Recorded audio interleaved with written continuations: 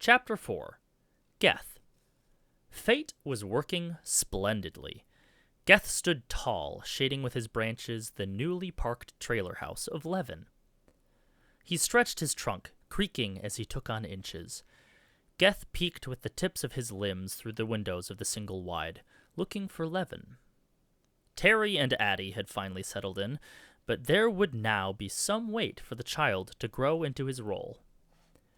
Geth twisted the tips of his branches inward to look at himself. He was a long way from what he had been in Fu. Geth, you see, was a member of the First Order of Wonder.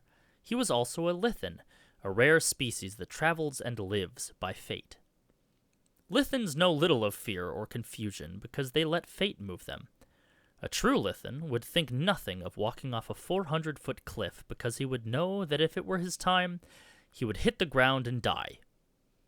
But if it were not meant to be, he would simply be picked up by the wind or rescued by a giant eagle. Lithens were fearless and honest to a fault. They were also the original inhabitants of Fu, given a sacred charge to guard the realm that gives humans the privilege of dreaming. Geth had grown well where he was planted. At first a tiny shoot, he had emerged through the soil and into the blue sky, knowing that there was plenty of time to grow as he waited to accomplish what needed to be done. But by the time he had grown 2 stories tall, Geth had discovered the power of his limbs. It had happened quite by accident. A family of birds had made themselves happy in his top branches, and he had simply thought about chewing them away. Well, no sooner had he thought it than his branches began whipping around, waving the birds off. He also had the remarkable ability to see from every tip of his branches. He could see in front, in back, and on all sides continually.